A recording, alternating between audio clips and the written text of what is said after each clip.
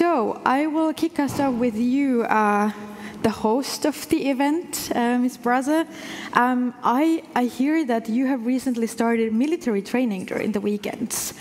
And first, let me congratulate you on leading by example in this fashion. I trust that Latvia is in good hands since you're taking a personal interest in the national defense.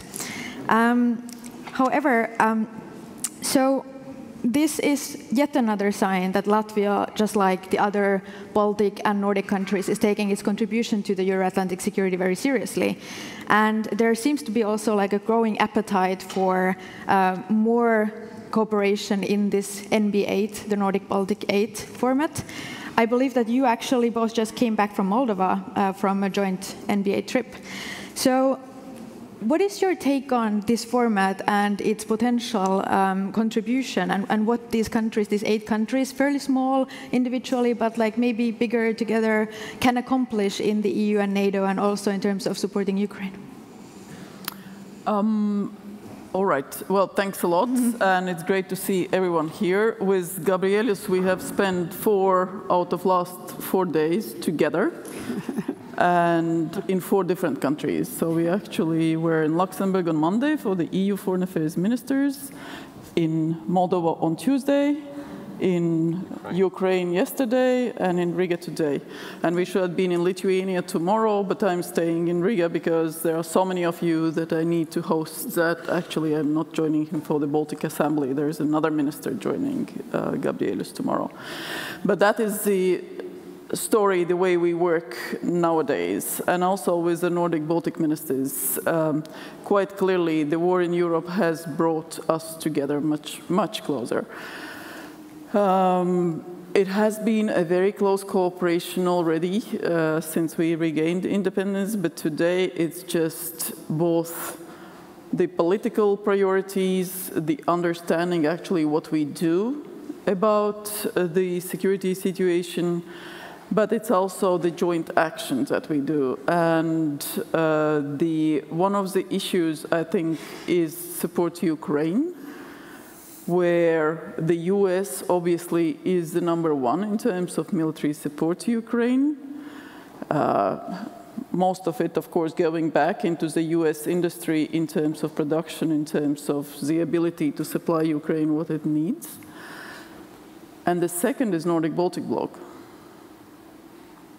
So we are not the biggest by the numbers, we are not the biggest in terms of GDP growth, in terms of per capita GDP, but it's still, as a bloc, the Nordic-Baltic 8 is the second biggest military supplier to Ukraine. And that speaks for something. So not only there are priorities that are joint and common, that our assessment is similar, but we are also actually putting our money in action where the priority lies. So, and that is something where I think we can move things further, both within the EU, with regard to sanctions, where again, okay, Norway, Iceland is not part of decision-making, but they are part of on the implementation of the EU priorities, whether it's on the overall action, again, on how we approach, for example, the shadow fleet, because again, the Baltic Sea in terms of ecological and other risks, but also in terms of denying Russia the income from energy exports, we do have certain leverage as a bloc. So I just expect that cooperation to advance and enlarge, and also within NATO, because for now we are all in NATO, and that is the difference, that it was not there before. And as we were flying all together to Moldova, as we were all going together to Ukraine from Chisinau to Odessa, that's what, you know, we were sitting together and speaking and thinking, what else can we do within NATO, within the region, within the other organizations? How do we leverage all that? And there, apparently, together with the US, together with the other allies, together with the like-minded states outside, we can do a lot. Throughout the engagement globally, throughout the alignment of the development, there's, you know, literally almost everything. So it is a new geopolitical reality, and we are leveraging it all together, and we are making it known to the world. Well, Minister Landsbergis, if we turn to the challenges, there are plenty in our region. In a way, preparing for a military threat is sort of straightforward. But we are facing this increasing number of so-called hybrid warfare incidents by Russia in the region, not only by Russia, but mainly. And they are also getting more brazen, and not only, of course, restricted to our region. There have been sabotage attempts and successes, and even assassination plots also elsewhere in Europe. So you have yourself, however, preferred not to call it hybrid warfare, but state-sponsored terrorism. So what is your take on what could European countries do to better prepare for this type of threat in addition to the military threat? And are we anywhere close to getting there?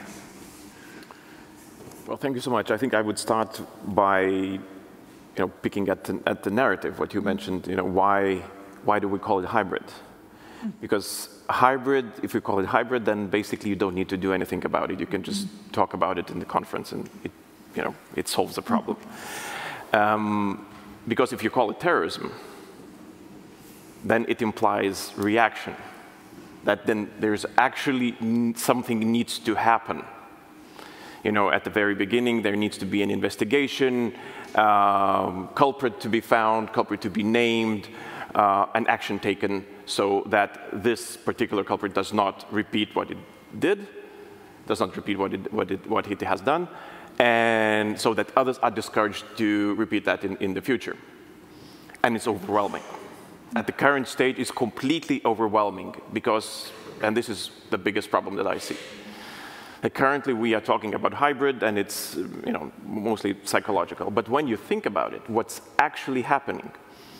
So in several countries, there have been incidents that we know that have been organized, financed by Russians in order to burn down the buildings, harm people, destroy property, harm. So how else can you call it? At least in my mind, if it were, I don't know, a local group, in Lithuania, Poland, or wherever, and would do the same thing, we would call it, home-brewn terrorism.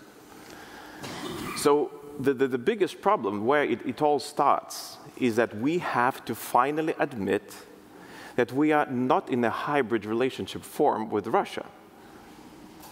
Russia is an aggressor that's challenged the West, and the West, until now, has not yet found a way how to answer it. And this is where the biggest danger comes from. That if we stay in this situation long enough, that sends a very clear message to Russia that basically they are able to do whatever they want. They can walk around, they can harm people, they can burn down buildings, and we still will be talking about the hybrid. And this is the biggest problem. And I usually say that I'm not afraid of Russia. I'm afraid of our fear of Russia. This is what really keeps me up at night. And if we don't find a way how to stop Russians, how to send a message to them that this is it, this is a red line, you cannot cross it, then they will continue. And and practically, if looking, if somebody would tell me, look, I mean, it's very difficult. Russia is a nuclear power. I mean, nobody has challenged it, whenever it does something like this, and it's false. Countries have challenged Russia in the past, and one country in particular is the United States. Russia has been involved in so-said hybrid activity, stopping oil flows through a major pipeline coming from the Gulf to northern ports of eastern shore of the United States. And just after the current administration started working, Putin was informed by the President of the United States that this is a red line. If that were to be repeated, the repercussions would be very harsh. And as far as I know, it has not been repeated. So that means it is possible to do that. It's possible to draw red lines. It's possible to send a message to Putin. And actually, apparently, he has a good hearing. Well, that's certainly something to think about. No pressure. Mr. O'Brien, from your point of view, from the other side of the Atlantic, if we kind of take a little bit of more of a positive note to this, what would be your best case scenario for the future of transatlantic relationship, and how do we get to that best case scenario? I'm legally forbidden from discussing U.S. politics. But maybe I'll leave that to my blunt-talking friends. First, thanks everyone for being here. I think part of the best case of the transatlantic relationship are gatherings like this, because we do need our friends to say to us we need to do more of certain things, less of others, and find ways in which we work together. And that's a piece of what's the best going forward. It's that we consolidate the base from which we confront the kind of revisionism that we hear now from Russia, backed by China. And we're already taking measures to do that, adding Finland and Sweden to NATO. Now, you opened this with a conversation about the Nordic-Baltic 8. You know, that's a very different group today than it was 3 years ago. And so having that as one base is a really important step. The second thing is that we identify the things that will make our society strong in the future, and we build on them together. So we think about economic growth that way. And in this regard, I think what we're doing on sanctions against Russia is really important. It's not just denying Russia some resources that it would use to perpetrate this illegal war, but it's also saying that we will not be a part of Russia's ability to rebuild its resource base in the future. So what's happening in Latvia with disconnecting from the Russian electricity grid, what's been done across Europe with reducing supplies of Russian gas, and then now a sanctions regime that is coming behind that to say it's actually illegal to engage in certain kinds of commercial transactions involving different types of Russian energy exports or other things. That says for the future, Russia has no part in the developments that will drive prosperity in our societies going forward. And that's, you know, developments in artificial intelligence, quantum engineering, in the green transition, and in biomedical research. All of these things are what will reshape our societies going forward. And we're saying Russia's not a part of that. So it's significant that each of these decisions carries with it two imports. One is responding to Russian revisionism, and the other is building up the way our societies work with one another. Now, out of that, do we have the line exactly right? And I think I also dislike the term hybrid. Hybrid was sort of created to capture this notion that some of Russia's efforts to affect our societies is entirely digital. You know, you sort of snatch it out of the air, right? And that has less urgency, even when we see the real effects in our societies.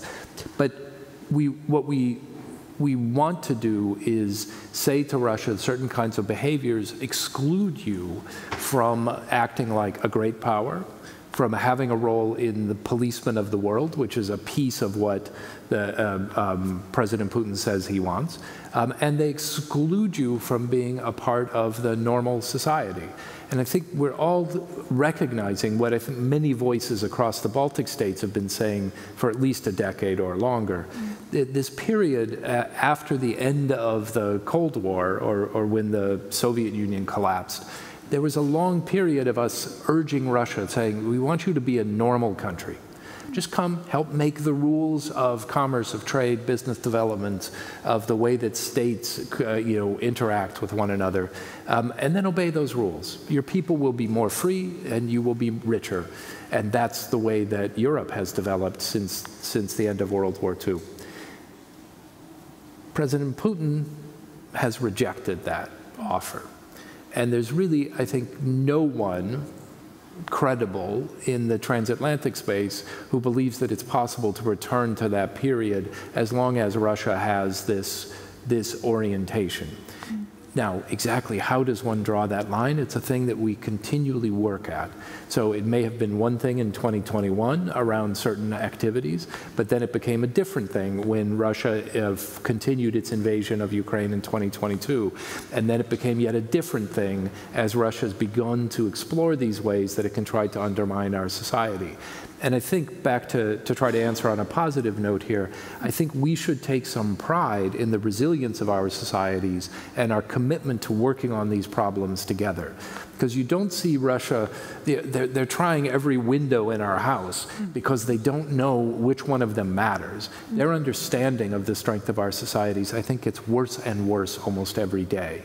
And the more that we work with one another across this whole range of things, we will have a real opportunity, I think, to build a society that will go forward. The exact challenges Russia will throw at us will change. There will be attempts to use migrants. There'll be attempts to use freedom of information, to hire people to commit crimes in our societies, and the occasional testing on a more kinetic military basis, all up and down the ladder of possibilities. But as long as we stay together and remain committed to building the societies we want, then I think that effort will fail.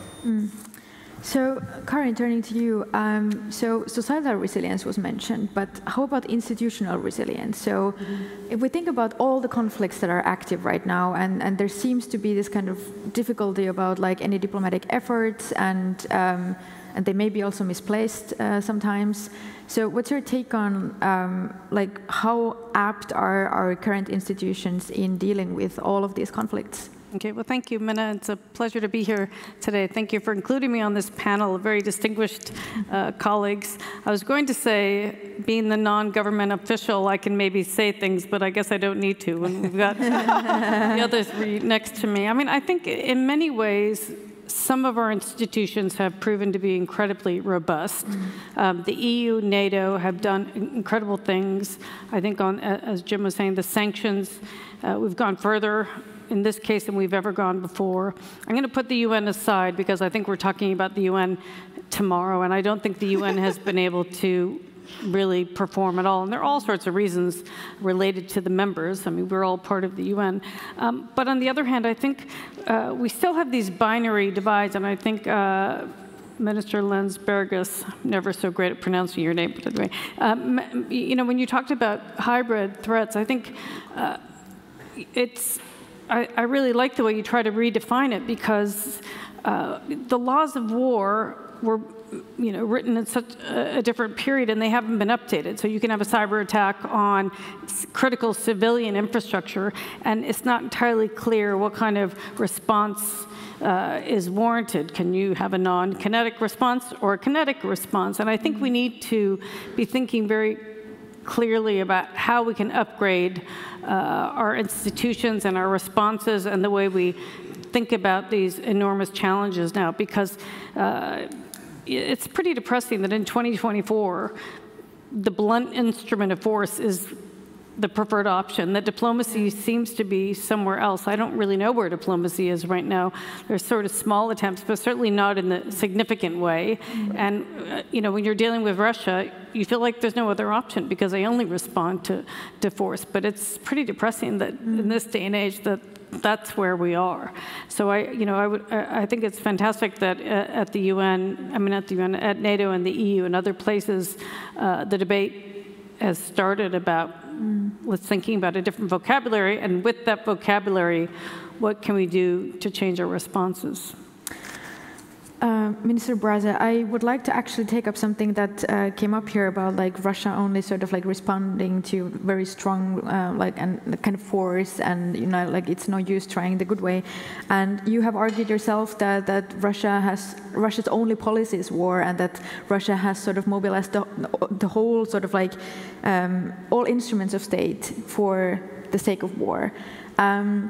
So that's obviously quite a challenge for our Western societies. We would rather not go there. So what is your assessment like? Where is this going? Like, how adequate are our responses, and what can we do about it? Like, should we go the same way, or is there a different way that we can go? I think within NATO overall, that's the way we assess the situation. You know, what instruments of power do you use for what situations? You know, the military, the diplomatic, economic, informational, and so on and so forth. And the same way, when we look at Russia, it's very important to understand, you know, what instruments of power for what situations they use. And for now, as far as Ukraine is concerned, that everything is war. The policy, all the instruments of power are used to wage the war.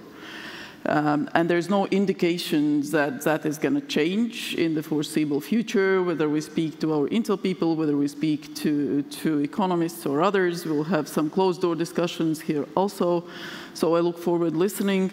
But, you know, from what I see, there is no sort of foreseeable change in that policy, which means that all the talk about negotiations, peace talks, anything is hallucinations. And if I read some pieces saying that, oh, I'm ready to negotiate with Russia, it's like, Ukraine is not yours to negotiate, and there is no expectation for it to lead anywhere. So there is a certain element in our policies that we clearly have to adjust to understand that if there is an opponent out there whose policy is war, that on our side, clearly, that instrument of power that relates to military has to be taken very seriously. So defense spending, currently in NATO, we had 23 states committed to spend about 2%, which is good. I mean, it's not sufficient. We will be spending around 3% next year. And so will Lithuanians, and the others will spend more. So that is the way how we respond. We align, we take our defense and security seriously, internal, external alignment of the instruments of power. And we would like to see it across other countries. We would like to see it both in terms of national policies, in terms of joint policies. But on Russia, that's a whole different discussion. I prefer to talk about what we are doing both to assess, to act, and take the situation really seriously. And I also would like to thank Karin for the roles that Russia has played. And I think that is the strength of our societies, that it's not just about governments, it's not just about military, it's not just about leadership from the political spectrum. The work that Russia has done on assessing Russian policies in Ukraine, both on the battlefield, but also the influence policies, the hybrids, the sort of patterns that Russia has, is crucially important. And that comes from sort of academic side, from the researchers' side. And those researchers, like also what the other think tanks, universities, what you have done is crucially important, because that's the strength of our democracies. That's the strength for us. It's not just someone sitting on the tower surrounded by yes-sayers and then making mistakes. It's actually the strength of our societies, where everyone has their share to feed into the joint response and to align those answers. Indeed.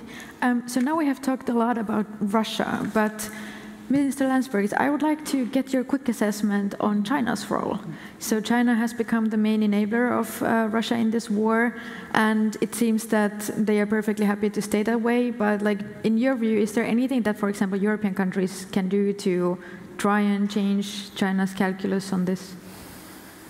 Well, that's a very 2 minutes. daunting task.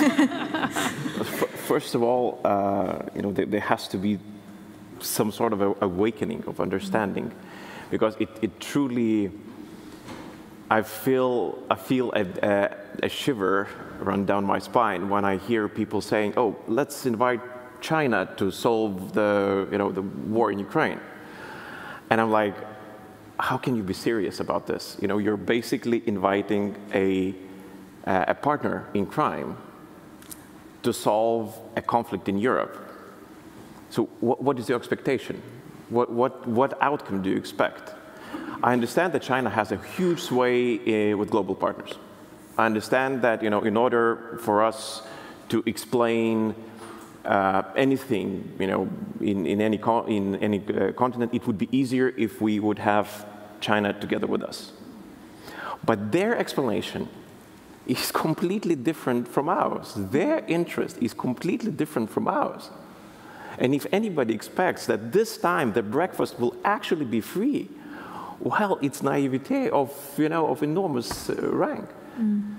So, to start there, really with the facts, and certain facts were made clear by our partners, who have intelligence enough to tell us that the biggest contributor currently to Russia's war effort is China. That means that they are part of this, that they have a different interest that we have. They don't have an interest to see Ukraine restored to its 1991 borders, sovereign, democratic, European, part of NATO. They don't have this interest. And with that interest, they do probably, and having a different interest, that means that they have a different interest for Europe. They don't want to see Europe that is secure, that is able to defend itself, that is able to help others. That is not in their interest. So whom are we inviting? So that's the problem. Now, how do you solve this? Well, whenever I speak, I said, look, how many examples do you need? We had this, decades of our cooperation with Russia. It brought us, Nord Stream 1, Nord Stream 2, a huge dependence that we're still trying to figure out via sanctions, via, inflations and whatnot. China is absolutely in no way different. We're in a very uncomfortable corner and being extremely polite about this. I understand that decisions are difficult, but somehow, some way, we need to start talking about this with less than polite words. It has become dangerous. It will become even more dangerous if there's any sort of hostility in the Indo-Pacific. Our actions will be terribly limited because of our super dependence on a single supplier for anything that we produce or purchase from China. It's if Russia has not waken us up from that understanding, from the conception that we had through the decades, I don't know what will. I'm happy, really, that Lithuania has made changes in its stance. I'm quite comfortable with the position where our country currently is, basically decoupled from China because of Chinese actions itself. We're safer for it. We're better for it. Our economy is growing. We have not seen any crisis coming from our decision. We have way more reliable partners globally, starting with Taiwan, Philippines, name any country in the Indo-Pacific region. And I think that in some cases, Lithuania can be used as an example as which path to take and how to do it. I believe that there is another infamous dependence in Europe, and that is on the United States in terms of defense. So since you said that you are forbidden to comment on US policy, but if you comment on European policy, how does it look like? Will we ever get to the point which Minister Landsbergis was outlining here of actually being able to defend ourselves, maybe at least a little bit more in case the US is occupied elsewhere? I think, again, our strength comes in doing things together. So just a reminder, I'd say one of the things Winston Churchill got right, he got a lot wrong, but one of the key things was that the US, after testing all the options, ultimately does the right thing. And if you look at our history, you will see at pivotal moments, there's this discussion within the US of America first or let others defend themselves, and yet we always end up coming to the aid of our most important allies. And I want to put this not just because we share values, we share history, but there's just a simple realpolitik reason. Together, call it Europe broadly put, and the US along with Japan, Korea, Australia, New Zealand, we're more than 1 billion people. We are very good at innovation, at writing the rules by which products and societies operate with each other.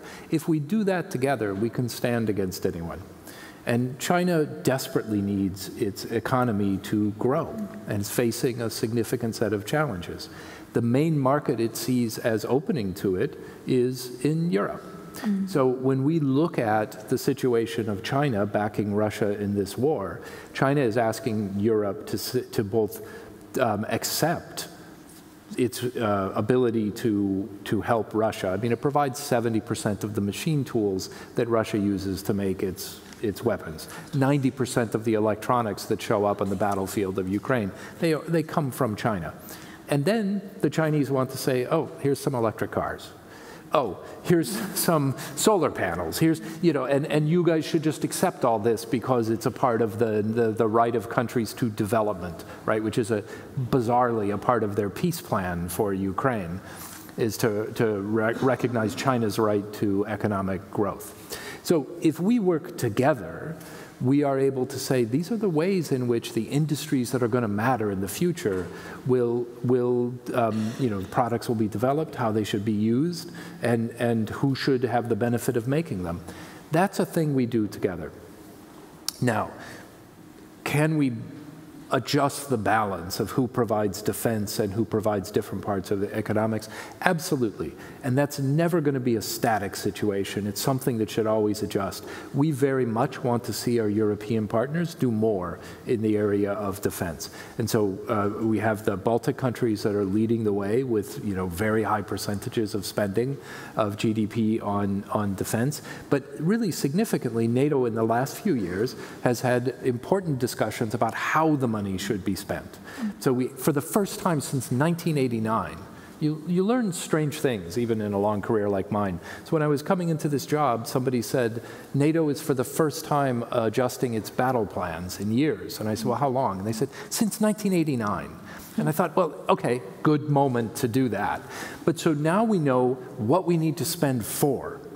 And so when we look at the EU beginning to spend money on defense and having a security policy, on the whole, that's a very welcome development, even though Americans have had several viewpoints on this. I think we've had basically every viewpoint that's possible. But on the whole, it's a positive development. But it has to contribute to the collective defense. So we need to see NATO and the EU be able to cooperate with one another well, but and the EU be able to do more things. Now, what's interesting is how much this changes. Your first question to me is, what's a positive piece? And it's that we adapt. So say 15 years ago, when NATO did its strategic concept, the challenge from North America to European partners was, yeah, spend more, but be able to project your power, because the problems we're seeing are in Afghanistan and in the greater Middle East, still today, and other places, and you need to be able to send troops to address those problems. Sadly, those problems remain, but we also need to beef up our ability to defend at home and have a NATO that's able to stand up with strong support from our European partners.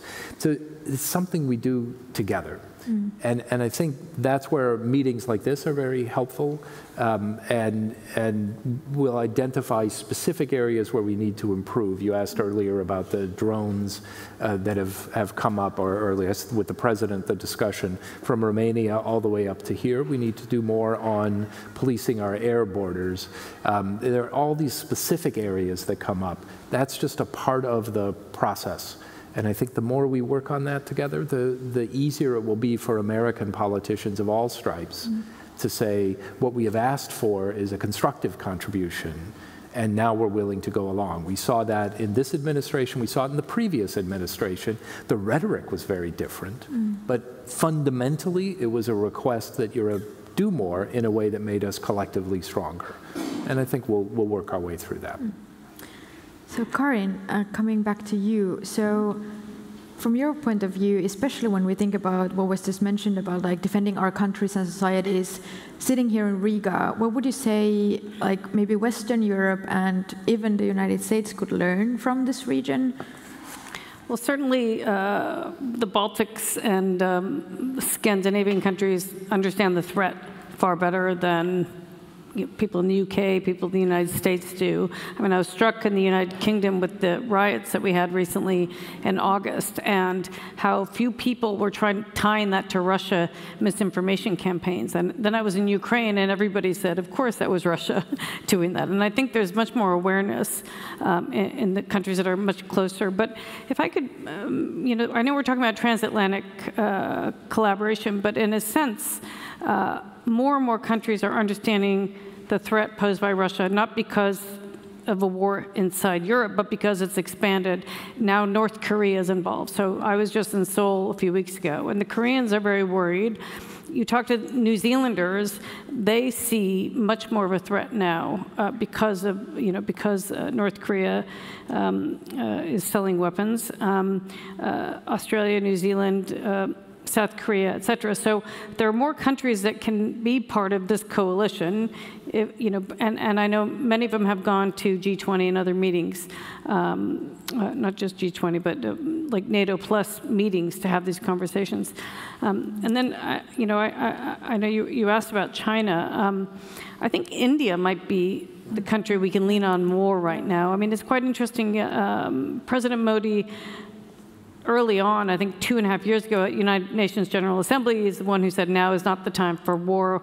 We all know India buys a lot of its weapons from Russia, is getting oil and gas from Russia, has a long relationship with Russia, and has had support at the United Nations over Kashmir and other issues. But I think Modi was also not pleased that when he was just in Russia is when that children's hospital was bombed in Kyiv. And I mean, I was just at that hospital. It is only a hospital. This is not, a weapons cache under a hospital. It is only a children's hospital.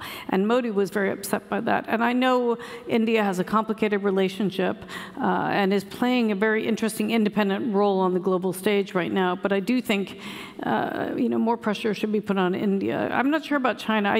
What I worry about with China and Russia is, and all of you know this, for many years of experience, we've kind of tried everything with them. We tried quiet diplomacy, we tried loud diplomacy, we tried, all sorts of different things, and pretty much nothing works. And so I don't know what would work with China to get them on the right side. We all want them to help and to be in the room, but as you say, I mean, at the moment, they're not willing to play that role. And so, in a sense, we're kind of stumped about what is the way we can get them to do the right thing in these cases. And so maybe we, work on India, we bring in more countries that are not in NATO, like South Korea, New Zealand, Australia, et cetera, to help put pressure at the global level. Very good.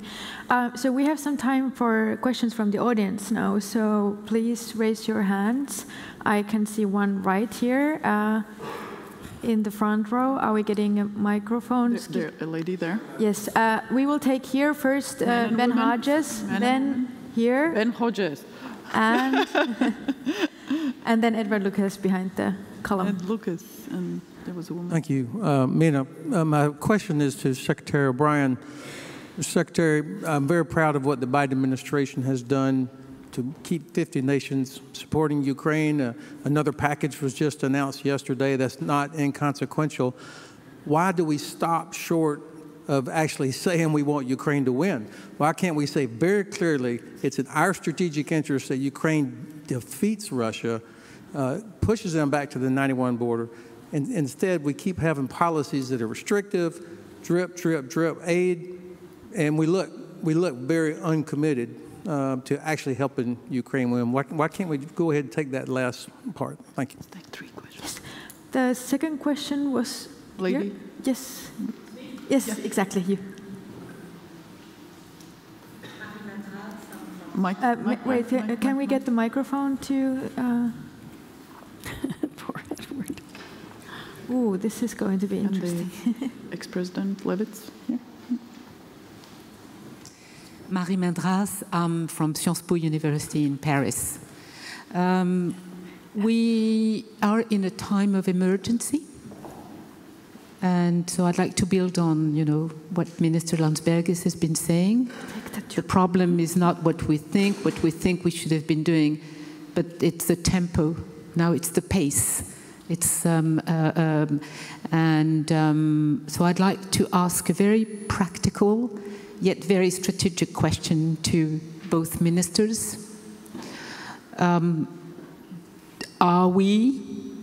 should we be preparing to provide direct support to the Ukrainian military? That is, have military personnel in various qualities on the ground in Ukraine? And if so, when? Thank you. So now we have 2 more questions, and then we take the answers. All right. I want to get back to the Nordic-Baltic cooperation, because you are a coalition of countries that see this threat the same way, you're capable, and you're willing to do stuff.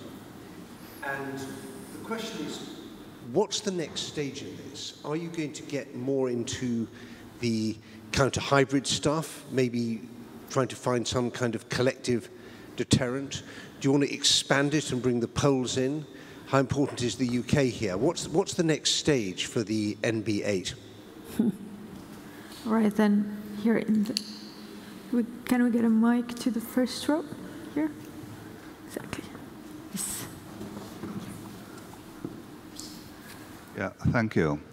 It was said that the West has a long time tried to become Russia as a normal country, as you formulated. But since 10 or 15 years already, the trend is different. Russia don't want to be a normal country, and we have not recognized that. We are still, or some parts of the West are still trying to treat Russia as a normal country. So Russia is driven by ideology, and this is not a personal ideology of Putin, but a state ideology, and even without Putin, this ideology will continue. It's not like a Nazi ideology, which is oriented to the Führer. Also another Führer could continue this ideology. So, and I think, therefore, this non-realistic view leads to that what Minister Landsbergis said, that the West is fearing Russia, and the fear is the real danger, because I think that Russia is not provoked by strength. Russia is provoked by weakness. And we can only be strong, as several speakers already said here, because this logic works also for Russia. There is no sense to attack in order to lose. And if Russia will know that, then Russia will not attack. And I think this realistic view is more or less in the elites, or the parts of the elites of the West, but not in big parts of the society of the West, and also still not in the parts of the elite of the West. It's still living in dangerous illusions. Thank you. So we will start with you, Mr. Secretary. The first question was for you on why we don't just, or why the US doesn't go for Ukrainian victory. Yeah, well, I mean, I'll try to address a couple of the questions. So, and thank you for all you've done to make all of this possible, generally.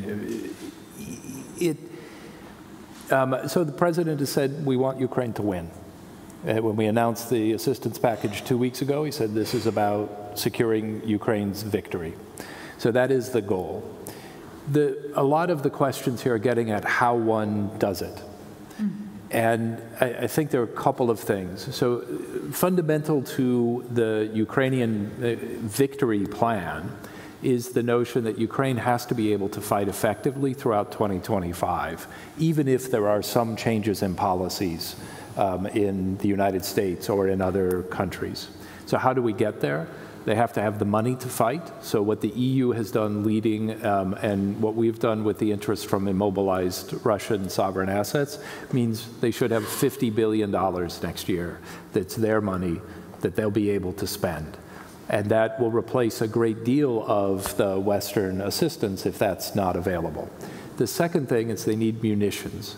and here the Baltic countries have been among the leaders. They have to increase their own production, we have to increase ours and make it available, and we have to help them secure munitions that are on the market around the world. And here the Czechs really have led in putting together an effort to bring in a lot of the old Soviet-grade armaments. So all of that they need, and then Ukraine needs mobilization. And so a major focus, and we've talked about the pace, a major focus in the work we've been doing with Ukraine over recent weeks, and we will in the next weeks, is to make sure that they have sufficient troops, well-trained and equipped enough to be able to fight through 2025. And this was an area that I think Ukraine, although it built up quickly with volunteers, it's been slow to replenish. Now they've got 14 new brigades of people, but those need to be trained and able to operate in a cohesive way. There's not internationally, this has been managed very well, largely out of our Pentagon, but we need to have this be a part of an ongoing effort that will involve all the countries needed to be able to put those people to work on the battleground. Now, once they're able to fight, and Russia realizes that next year is going to look like a more difficult version of this year, because remember, Russia had 8 months when Ukraine got nothing new. And yet it managed to move only a little bit further along. Now it's going to be a much more difficult year. That creates the possibility for some of the other elements of the victory plan, particularly Ukraine's increasing integration in the EU and NATO, but also its ability to deter Russia and impair Russia's ability to maintain its offensive. So how do we make sure that they've got the right equipment with the people able to use that in the way that they are positioned to carry it out? That's work, and it's work that's happening over the next weeks. So all of these things have to happen, and we're coming into an interesting period where, because we have a US president who has voluntarily stepped away from office, which is a pretty remarkable thing. There's the line of King George in the musical Hamilton. It says, "I wasn't aware that's a thing a person could do." and so he's done that, but in part it frees President Biden to make a set of decisions that will, I hope, simplify the situation for his successor. And a lot of that is about making sure that Ukraine is well prepared. But to do that, there's a lot of work that has to happen. President Zelensky just presented his plan yesterday to his own people. He had done a version of it earlier to us. He's presenting it today to the NATO alliance. And now we're going to be spending our time figuring out exactly what that means for providing the munitions, training the people, and deciding on Ukraine's integration, including which weapon systems it uses against what targets. All of that work has to happen very quickly, but again, it happens something we do together. So I think it's not as simple as just making an announcement, which I realize you know better than I do, but it's about trying to make sure that all of these parts are prepared so that when the decisions are made, there's an immediate impact, particularly, and this is to the point on Russia, particularly to Russia's perception of its possibilities on the battlefield. I think Putin, and what he says to people, he thinks he's winning, slowly, awfully, horribly. He thinks he can do this, keep doing this for a couple of years. And I think once he faces a Ukraine that is in position to fight for more than a year or two, then he's going to have to face some very different choices soon. And it's our job to drive those things home. So, ministers, troops on the ground in Ukraine and next steps for NB8. I think the worst people to ask about it is foreign ministers, actually. So Zelensky is presenting his victory plan to the defense ministers of NATO, and I think that's the right forum. From the foreign minister's point of view, from also my time in NATO, the one thing that I can say is that we as policymakers should listen more to our military. We should really close that gap between civil and military leaders during the times of crisis. Formally, we are at peace. I mean, when you look at NATO's peace, crisis, conflict sort of letter, we are at peace. There is no war in NATO with anyone, and so on and so forth. But de facto, NATO's strategic concept clearly provides that Russia is a threat to Euro-Atlantic security, Russia is a threat to the allies, and that there is de facto there is a crisis, even though in the crisis management procedures we never have accepted that. So what that means is actually that both for the national procedures, we do have to consult the military, the intel. We have to take into account all those aspects in our decision-making. And that's at least in Latvia that we do. Whether that's the same in every NATO country, it's difficult for me to say. But what I saw at my time in NATO is that there is no illusion from either military part or those working with decision-making in terms of what we have to do to make sure that the deterrent is there. And you asked whether NB, collective deterrent, or something else should be there. Again, there is JEF, for example, which is the Joint Expeditionary Force, where we flexibly work with the UK, with the Dutch, with the Germans and others. There's Council of Baltic Sea States, where Russia was expelled, where we aligned the overall understanding, both in terms of what it means on the Baltic Sea, but also there is much more security element in that. And on the troops on the ground, we know what the President Macron has said. We have had those discussions, but I totally don't want the foreign ministers to be in that type of decision-making per se, if that comes. We are at peace. We are not at war with Russia as NATO, and I don't want to go further into that discussion. But in terms of internal adjustments, I'm a member of National Guard. When we train, we take lessons from Ukraine in the first place, in everything that we do, in everything what it means to be defending your country. In our intel, military, civilian, everything is fed in.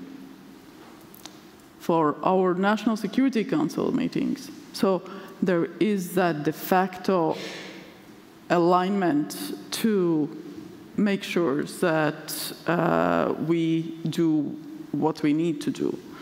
When Ukraine becomes a member of NATO and how it's done and so on and so forth, that will be a decision-making process for each one of us.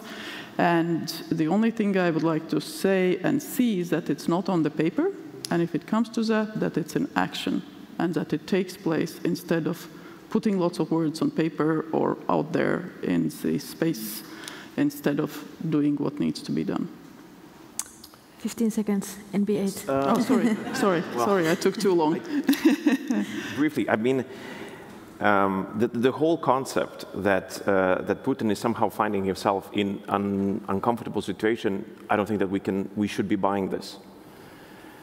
I think that he is quite comfortably in the place where he wants to be. Slow attrition, pushing of Ukraine, he can sell it. To tell Ukrainians that next year will be more difficult for Putin than for them. This year, as Baiba mentioned, the second biggest military provider was Nordic and Baltic countries with 3.5 billion euros. Second biggest. How to explain this to Ukrainians when they know that Russian budget is 140 billion? I mean, really, let's stop even pretending. We are the second biggest with 3.5, and we are 50% less than the first provider for this year since the January. So, I mean, we're definitely not where we could shift the strategic outlook. And we need a strategic rethinking about if we want to change the situation. And now, a couple of options. So, with the troops on the ground. So what President Macron said, I mean, it was the only time that we heard the term strategic ambiguity used for this war. Something that would change Putin's calculations, and it immediately changed. Lavrov, whoever started, commenting on this, they were extremely unhappy about the whole situation, just because Macron said that, well, they might find French troops in Odessa if they advance further. That was a very different concept. If we say that the next year our provision to Ukraine will be 3 billion when compared to 140 billion Russian provision to their soldiers, well, I don't think that it's ambiguity. I think it's a very clear picture that he can continue. Somebody told me that there has been a calculation done as how much money is needed for Ukraine in order to change the balance. And the number was supposed to scare me. And the number was roughly $800 billion. And I said, okay, that's a lot of money. But don't use that number to scare me. Use that number to scare Putin. if we would be able to say, look, our contribution to Ukraine will be 800 billion. This is what we'll manage, not just US. Europe will do its part, we'll ask Japan to do its part, we'll ask South Korea to do its part, we'll ask all the partners to support Ukraine so they actually can win this war. That's strategic ambiguity. Then Putin would see his 140 billion, 800 billion from the West, okay, that's there in this for a long term. They are very strategic about this. This is not going to be a cakewalk. Because now, I mean, I think that in his calculation, he can try and continue. A few words on NBA, if you may. Okay. Definitely we're seeing a very different NBA than it has ever been. It's a new grouping. What we're seeing is way more securization of the group.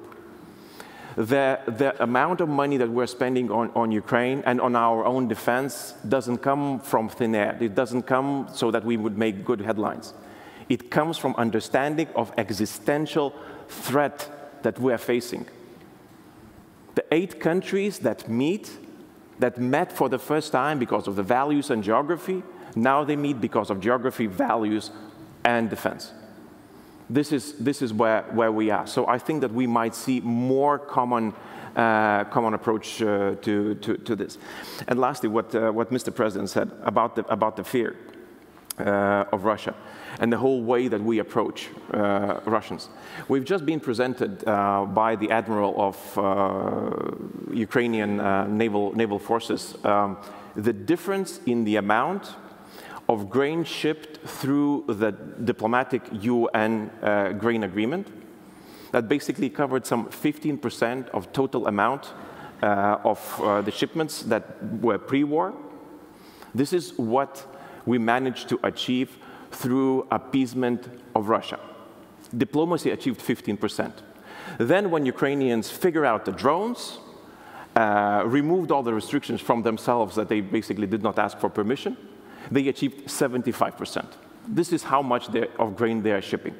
So I know that it's a simplistic example, but basically it tells you how much weapons can give you and how much, unfortunately, diplomacy with Russia.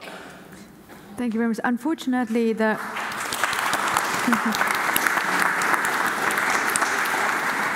our time is out, but I would still want to give the very last word to you, Karin. I have one more question to you, and that is, after this panel, is your glass half full or half empty?